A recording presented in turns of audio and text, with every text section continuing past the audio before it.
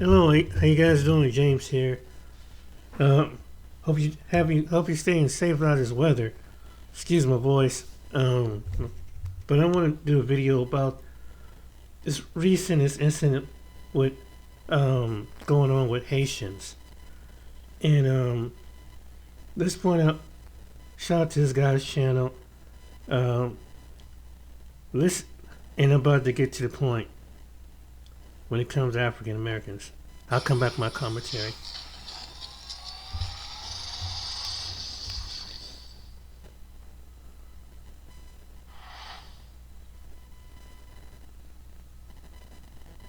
Shit.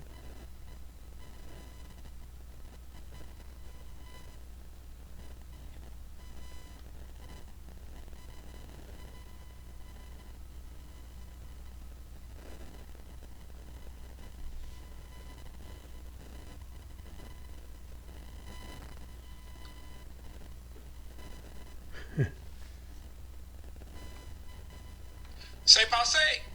Is that how you say it?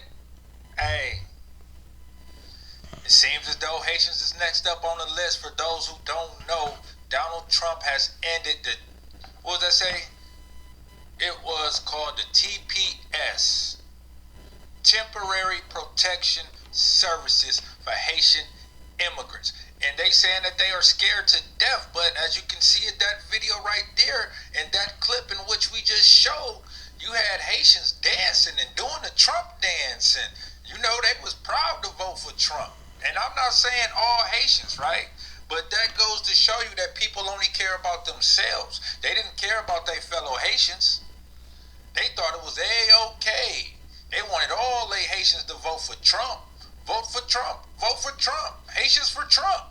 Something like the Cubans for Trump.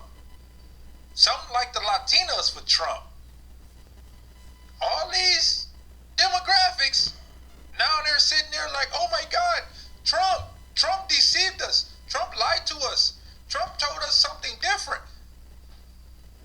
You're no different. You're no different, and people told you. What are you doing? Why are you voting against your own best interest? It's not good. But anyway, man, welcome to the channel. I hope you guys enjoyed the channel. I hope you enjoyed enough to hit that like, subscribe, and notification bell.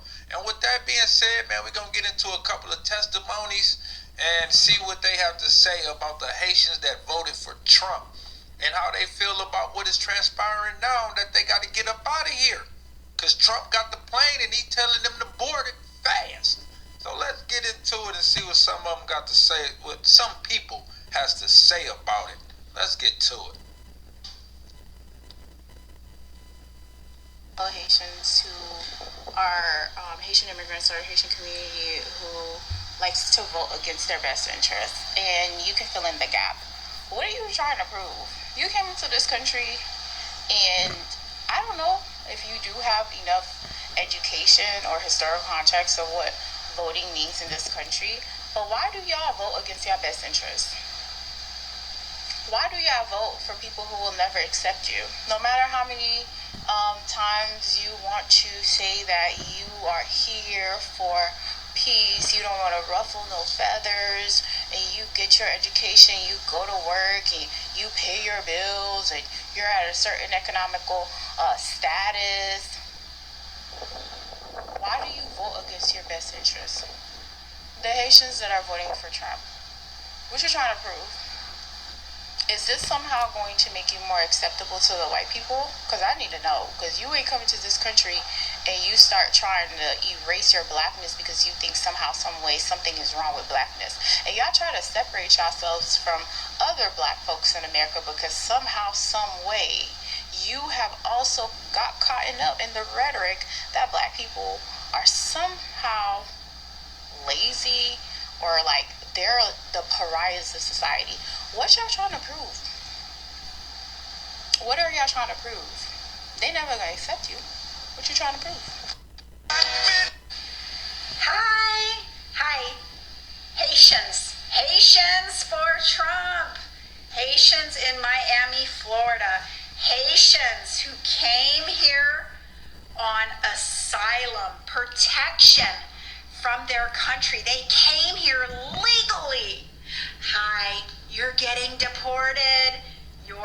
is next. Did you know there are Haitians that voted for Trump? You heard me correctly. 350,000 are expected and at risk to be deported in just the next few days. That's next on the Trump. That's next. Haitians, this is your FAFO. Oh, you didn't hear about Cubans getting deported and Venezuelans and Mexicans. You thought because you're brown that you're special. You thought because you came here legally that Trump wasn't racist and going to deport you. Haitians for Trump in Miami. This is your FAFO. Arrivederci. Hasta luego. I will vote for Donald Trump. Bye. When was the last time you saw the world with... Well, someone had to show some people outside of a foundation of Black American, that there's other types of Americans looking forward for their departure. The very people that they put high in regards.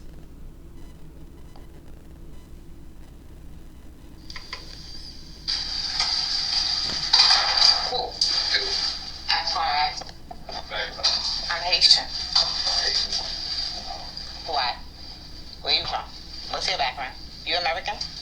Dirty Black American? Wait, what? Huh? Huh? What? Wait, what'd you say? American? Black American? What? No.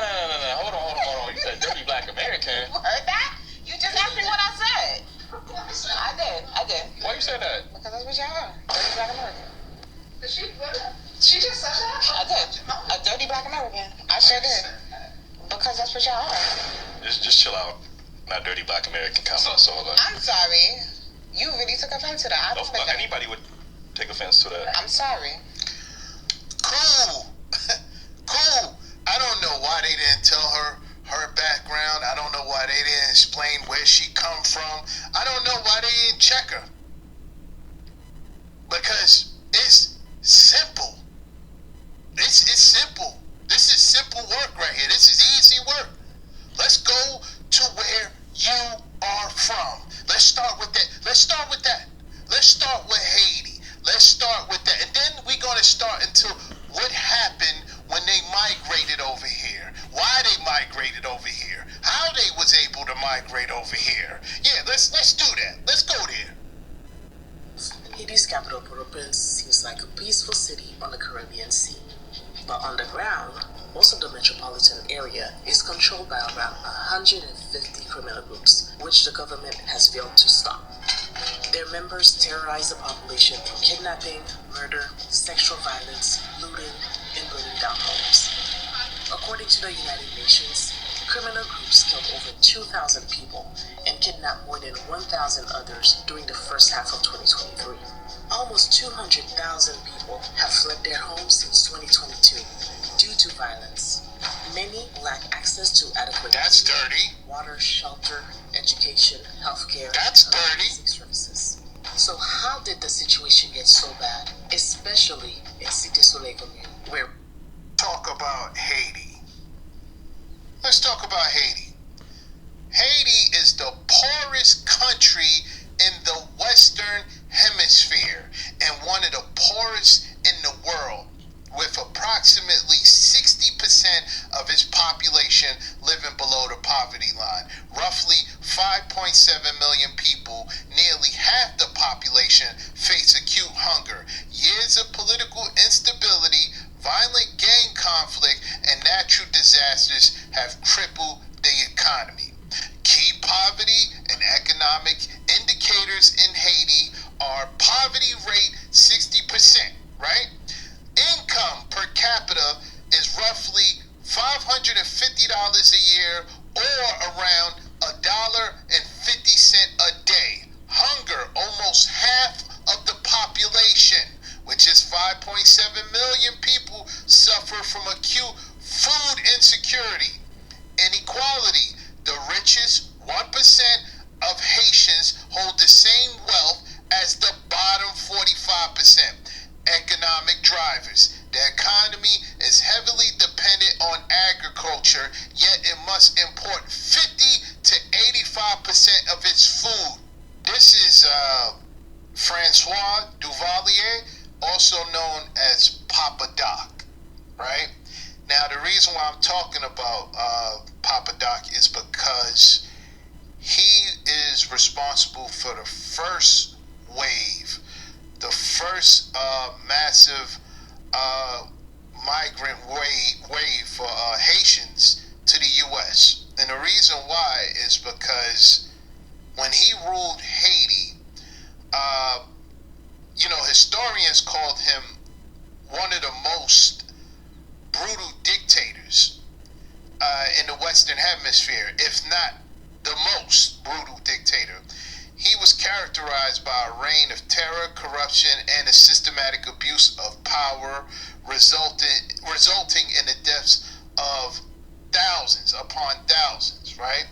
Some say 30,000, others say close to 300,000, but he had created a feared private military force known as the Tauntauns, which was translation for boogeymen, who operated with impunities to suppress all opposition. They were responsible for kidnappings, torture, and public executions, often leaving bodies in the streets as warnings, right?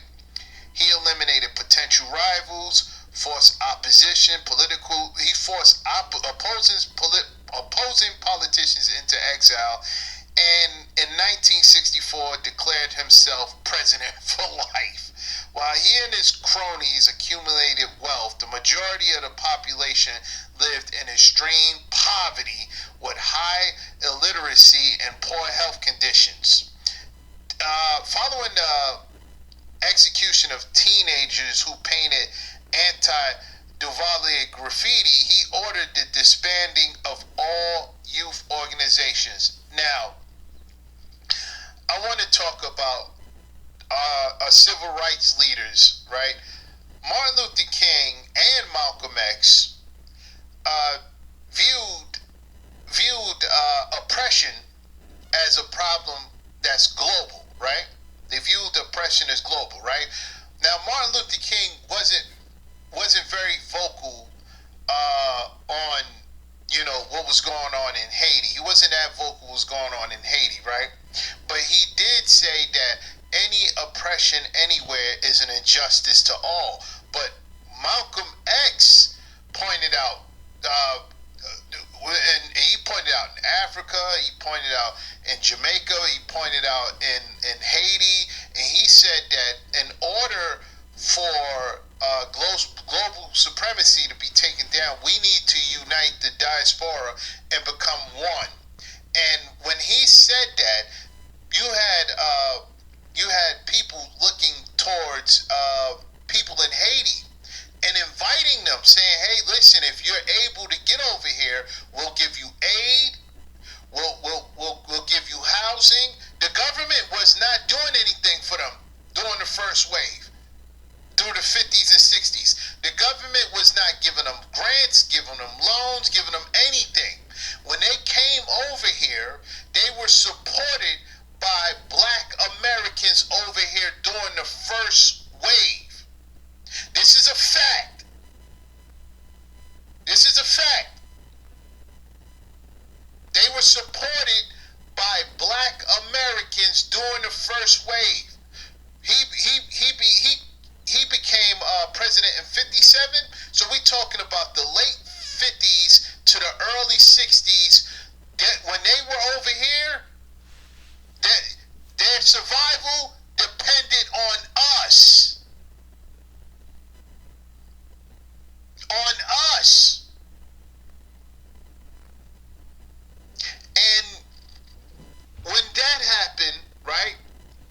When that happened, you started seeing them, form their own communities. They were going to New Orleans. They were branching out to not just New Orleans. A lot of them went to New Orleans, but they were branching out to Florida, and you started seeing them build their own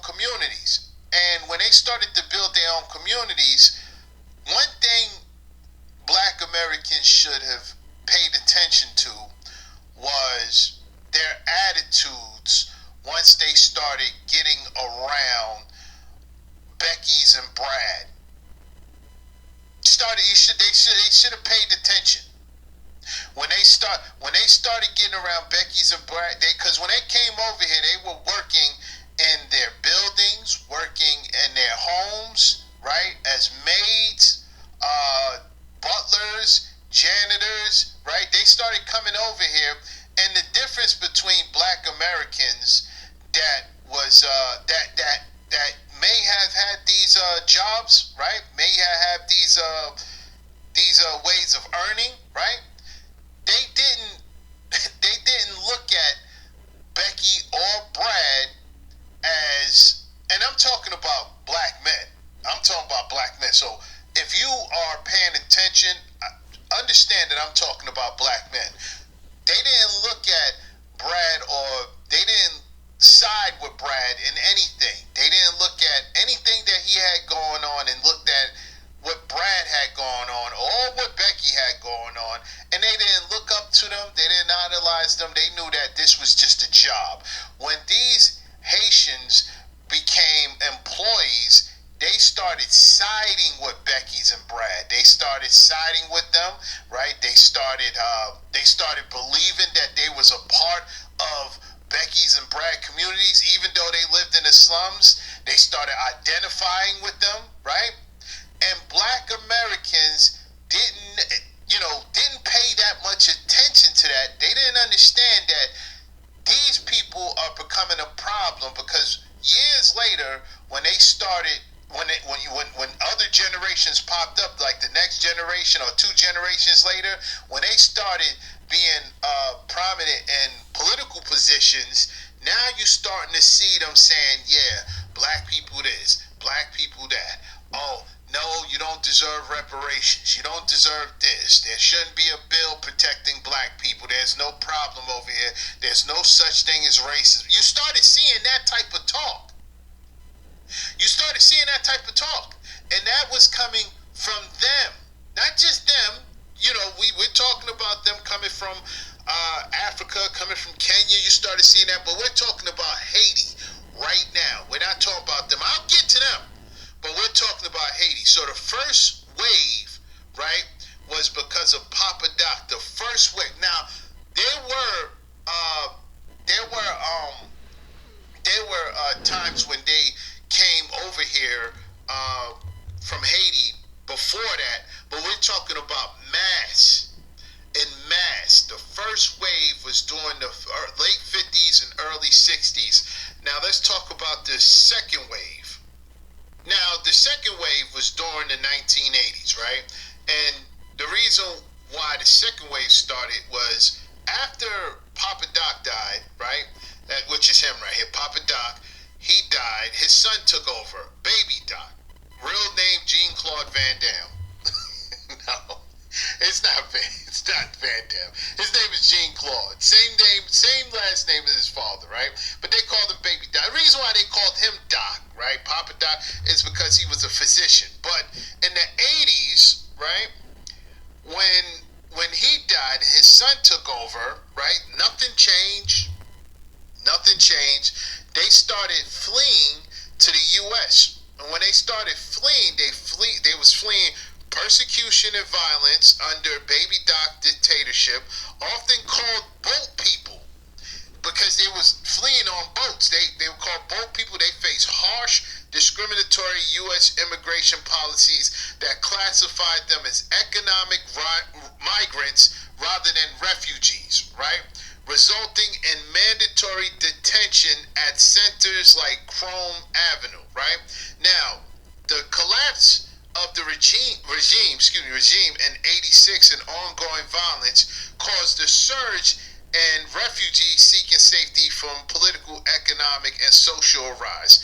The boat people, thousands crossed the Caribbean in unsafe boats, largely targeting South Florida, where many settled in what became known as Little Haiti.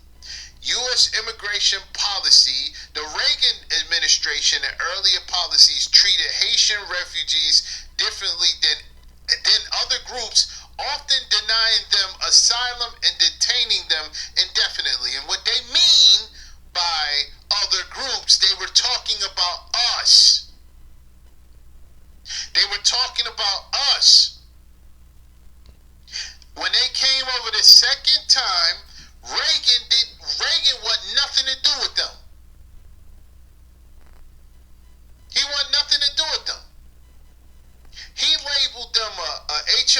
risk group, right?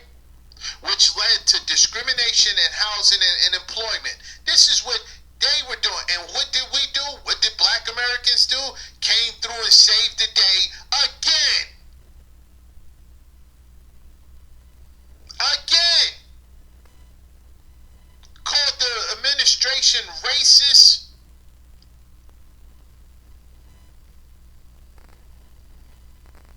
Gave them support, gave them political support.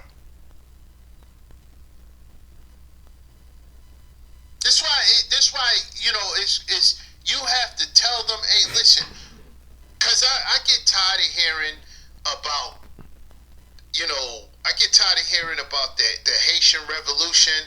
When you look at them today, they don't represent any of that. They don't represent any of what was happening when they were fighting for independence. When they became the first independent black republic and the only nation formed against a successful slave revolt. That was in 1804, okay? That was in 1804, following from the 1803 defeat of Napoleon forces.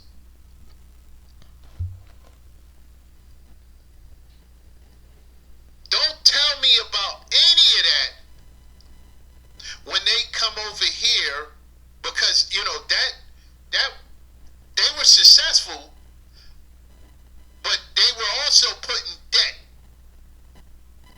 to the tune of billions in today's money. Do you think the influx has affected you as a homeless person? Yes, because it's hard for us to get housing. And they get 2,000, well, today I found out 2,500, but I heard they get $2,000 for each of them. I don't know how many kids they have, but it do affect us. They get brand new cars. What you driving?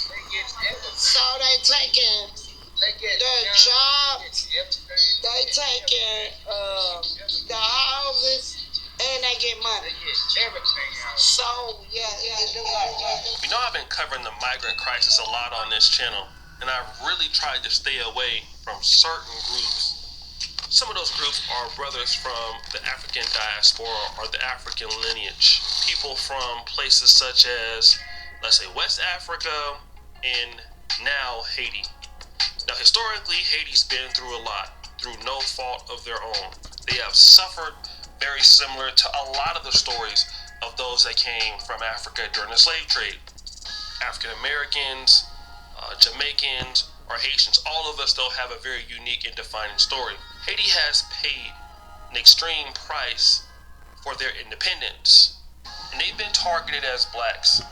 They haven't even been accepted into the African Union, and they've been pretty much left to die out on their own. I get it and I understand it. And so Haiti, if it was allowed to develop, wouldn't need to flee. But Haitians are fleeing. They're fleeing into every parts of France, the United States. In the United States now, they're coming to Springfield, Ohio. And we've all heard some of the claims about what's happening in Ohio. What they have done to our country by allowing these millions and millions of people to come into our country, and look at what's happening to the towns all over the United States. And a lot of towns don't want to talk. It's not going to be Aurora or Springfield. A lot of towns don't want to talk about it because they're so embarrassed by it. In Springfield, they're eating the dogs, the people that came in. They're eating the cats. They're eating the pets of the people that live there. And this is what's happening in our country, and it's a shame. Now, there was a story of a Haitian brother walking around with a chicken. That wasn't in Springfield, that was in Columbus, Ohio. And of course, you know, this has been evidently shown to be not true, that pets are not coming up missing in Springfield. But we do know one thing, is that the Springfield, Ohio is not a rich city. And the Haitian migrants coming into Springfield has put a big stress on the educational system, real estate, and the workforce.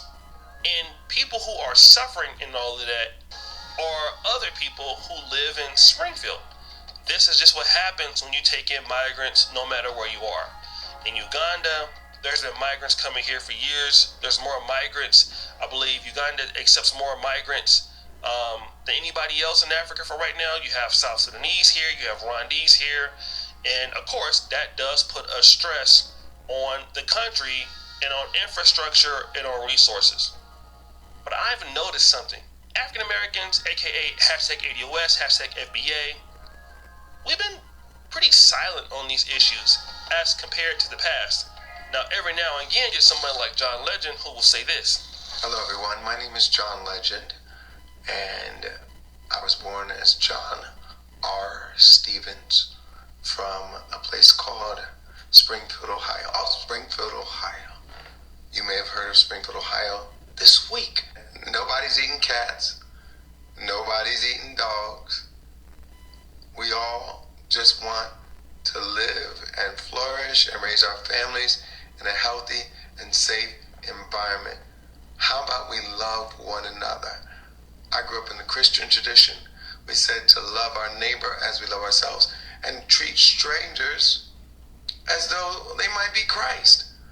So, how about we adopt that ethos when we talk about immigrants moving to our communities and don't spread hateful, xenophobic, racist lies about them.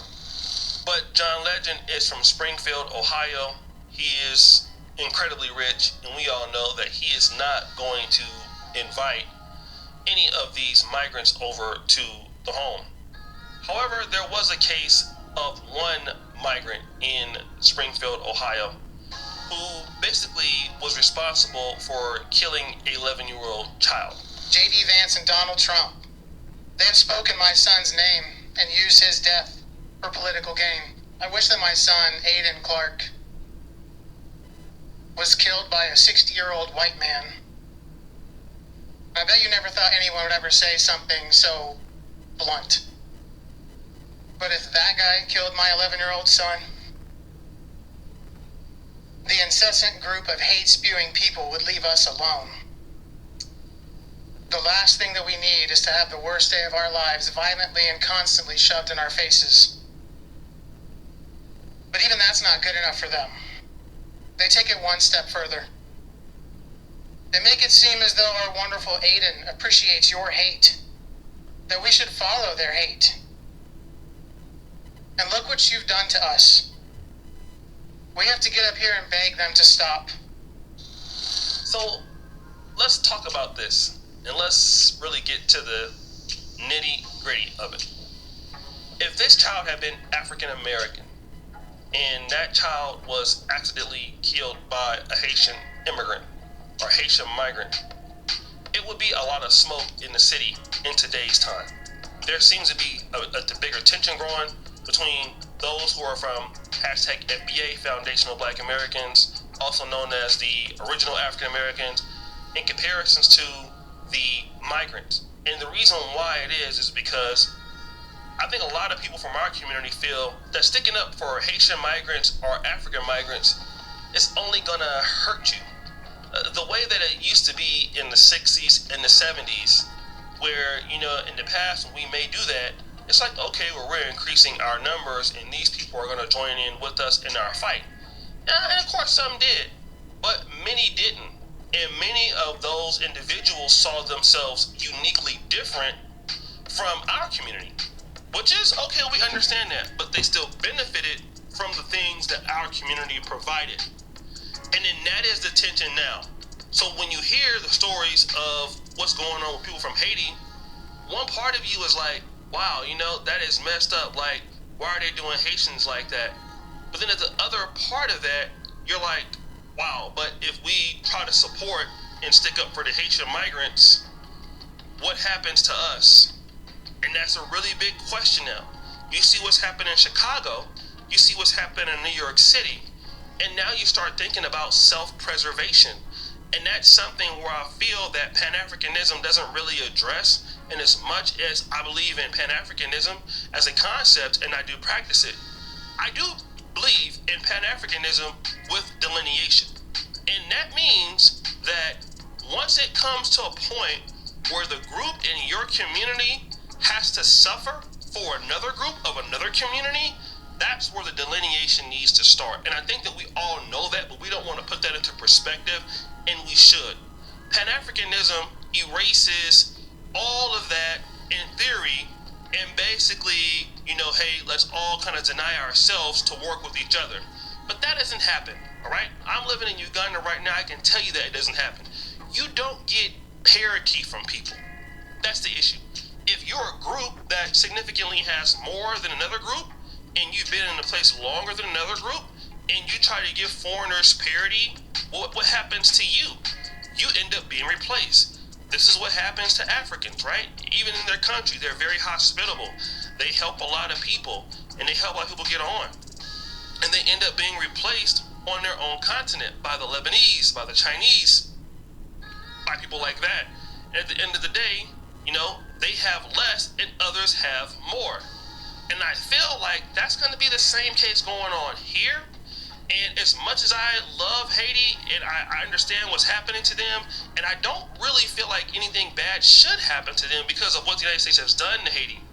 But at a point where I see like that might affect the black community in America, or if it would, what choice would I really make in speaking out to a point? That's what I'm saying, right? Like now I feel like 50 years, 60 years of seeing this going on in black America and seeing how we've been in shambles, and I've seen other groups doing very well that are from the African diaspora, and I know that if it was the other opposite way, that would not be the case. If it was us coming back here, that would not be the case, right? We wouldn't get parity. And many times when we come to Africa, we don't get any parity. I can tell you that right now. I've been here 4, 5, or 6 years, and it just comes to a point where you have to draw a line, right? You have to draw a line. All right, now it's unfortunate what's happened to Haiti, and I get it, and it's not fair to them, right? They should definitely be helped to rebuild, and so their people can thrive, and it's unfair. But if that comes at the cost of hurting African Americans, another displaced group, I don't think I can say, well, you know what? Well, let's all come together and just be one, because it's unrealistic to come together and just be one when you're two different people, two different groups, two different communities. And I feel like that's what African Americans are starting to realize, is that as much as we feel sorry for Haitian immigrants, and we know that they're good people, and we know that the media is casting a bad light on them, but we also know that we're also voting for our replacement in the process. He's absolutely right. And the thing about it is, a lot of people like Reverend Jesse Jackson, was stood up for people in Haitians. And like AC said, that there's many other leaders that spoke out. I don't understand why some of these people backstab black people, African Americans in the back. I don't understand why they do that. And it's like you're really showing how deceptive you are when you do something like that.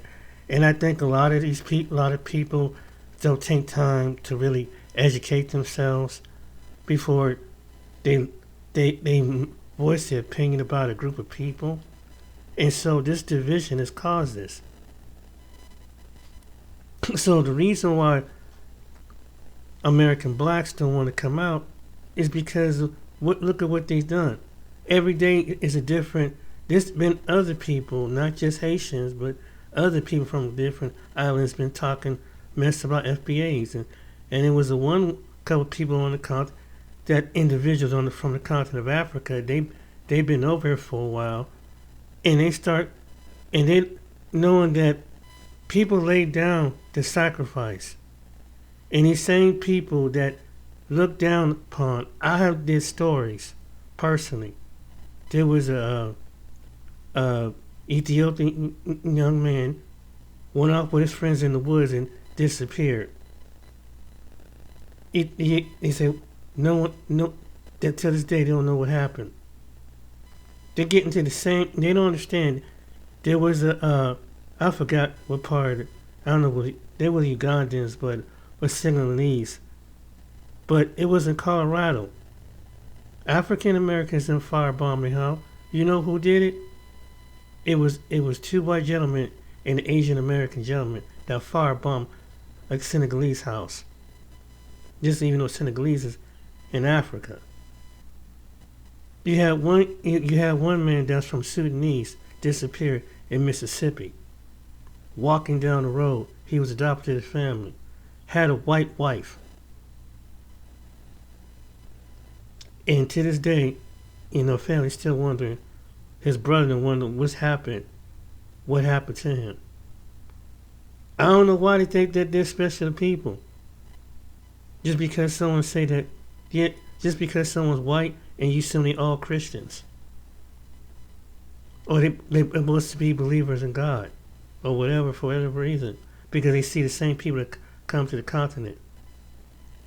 And then they've been some people are so programmed not to see the character of a person, but to see the color. So they form their opinion. And and many people say there's even their children been telling this, stay away from black Americans. But it was the same black Americans allowed their parents to come over. It was the same black Americans was one of the major points. And now do you understand why? Why black Americans said we're not coming out for anybody. How do you get to dictate the people that help you, then turn around and you backstab, not thinking that there's no consequences with it? Then they get on make these silly videos on TikTok. But you find out, backstabbing somebody is it's gonna be worse. While you're trying to curse somebody and backstab somebody, it's fall back on them. And remember a couple of years ago, who spoke out when they saw the Haitians getting whooped with bull whoops by people at the border? The NAACP stepped up. The black leaders said that's not right. When they were making a distinguish between the other groups of people, between the Latino, different lighter Latinos and others, and bullwhipping the Haitians. Guess who spoke up?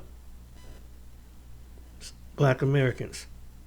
But yet, this woman called black Americans dirty people. I mean, in some of, she's not the only, there's a couple of people that feel like that in the community. Once they get here. Shame, ain't it? Yet black Americans speak out. And they really think and they really don't understand this. There's stories on it. I didn't get much traction, but there have been black immigrants that have mysteriously, like black Americans, gone unalive somewhere. See, it's not just those people. It's not just the past. The same thing that's happened to black Americans is happening to you. Some of you out there. And we told you it had nothing to do with, I'm from this part of the world. Well, the reason it's almost like some people had this us versus, well, long as not us. You don't understand what nation you are in. It was founded on blood, sacrifice. Bunko Shajan came from the Caribbean islands. Amber Geiger, the cop, he come from St. Croix. Didn't matter. When are you some of you gonna learn that? And even though his mom had a certain position eventually they got justice, but they tell you something, she just unalived an innocent man that his parents originated from St. Croix. He's a Christian. Think about it. So, shouldn't you see the character of a person? Instead of labeling all people one and then get safe with the other, maybe you should see, my advice to these people is see the character before you see the color. That's all I gotta say. Alright, guys, take care, be blessed, see you on the next video.